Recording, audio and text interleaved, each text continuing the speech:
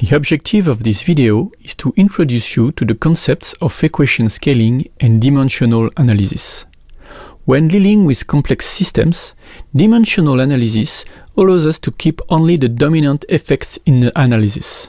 Hence, we better understand the physics of the system and we save precious time when doing parametric studies. To highlight our problem, here is the set of parameters and variables of the fluid structure interaction problem. For the fluid, we have one vector field, two scalar fields, and 5 parameters. For the elastic, linear, and isotropic solid, we need a vector field and 4 parameters. Finally, 2 parameters are common to the fluid and solid problems. We are thus faced with a problem involving 8 scalar fields and 11 independent parameters, which is much too large. It is necessary to reduce the size of the problem. The Cauchy-Buckingham theorem predicts what we can expect from a scaling of the equations.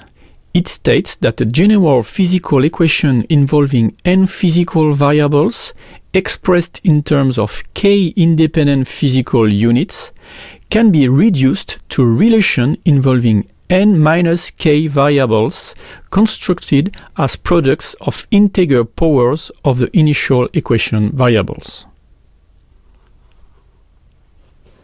To know the number of independent physical units in our problem, we can draw on the work of the General Conference on Weights and Measures, which determined the International System of Units. In this system, there are 7 independent physical units: mass in kilograms, length in meters, time in seconds, electric current in amperes, temperature in kelvins, quantity of matter in moles, and luminous intensity in candela. For our mechanics problem, we have no thermal exchange, no chemical exchange, no electromagnetic couplings, so the independent physical units are mass, length, and time, and so k equals 3. We can therefore reduce the size of the parametric analysis of the problem by 3, without making any sacrifice on the exhaustiveness. On the other hand, once we have achieved this scaling, we can work on additional simplifications by comparing the orders of magnitude of the different terms in the equation. Before starting to work on fluid structure interaction problems, we will illustrate the dimensional analysis on fluid and solid sub-problems.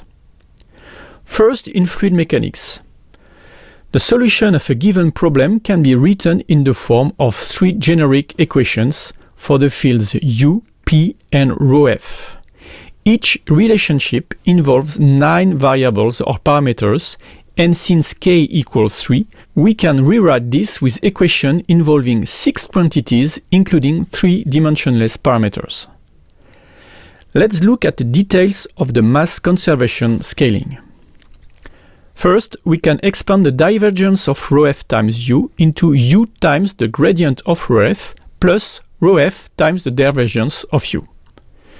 We can combine the first 2 terms to make the particle derivative of ρf appear, and then use the state law to transform this term into a particle derivative of the pressure. It is in this particular form that we will scale the conservation of mass. For this scaling work, we choose u0, the velocity of flow at infinity, as the characteristic velocity.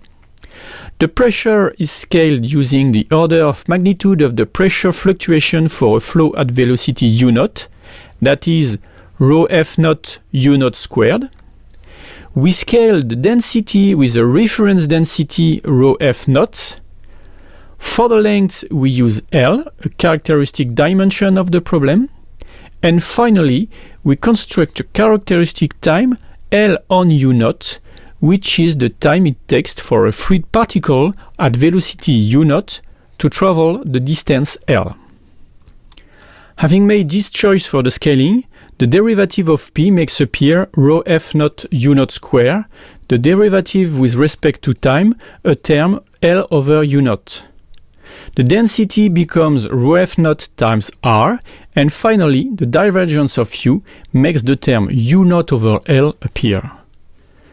Note that we also use the upper-lowercase convention for differential operators. The divergence is thus written with a lowercase when we derive it with respect to a dimensionless quantity. After moving the terms, we finally obtain this equation with a dimensionless parameter u0 squared over c0 squared. We can do the same work for the momentum conservation equation. It is not necessary here to go into the details. Here is simply the dimensionless version.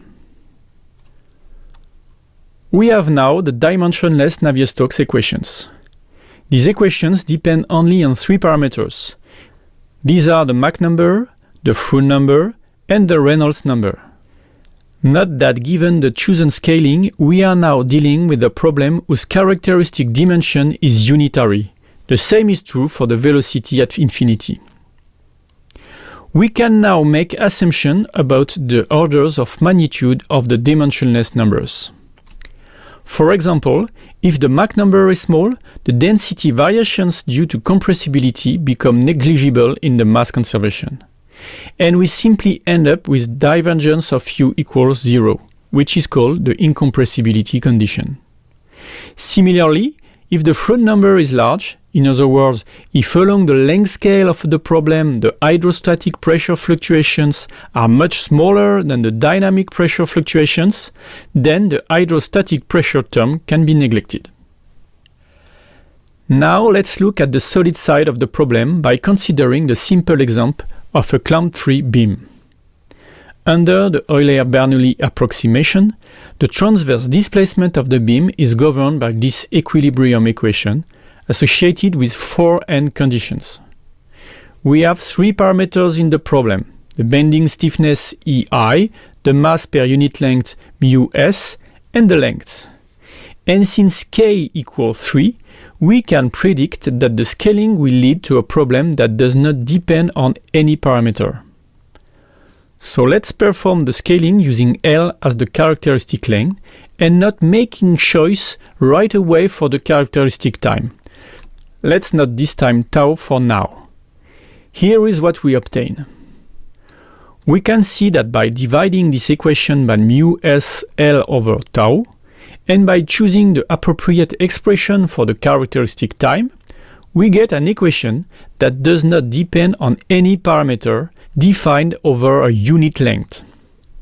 It is thus necessary to solve this problem once for all, whatever the set of parameters considered, and the eigenfrequencies of the system vary as the inverse of the characteristic time that we have identified. To conclude this video, we can summarize what we have just shown in 3 points. Scaling reduces the dimension of the parameter space. In mechanics, we can reduce the number of parameters by 3. Once scaled, the problem can be further simplified by analyzing the order of the parameters and dimensionless variables.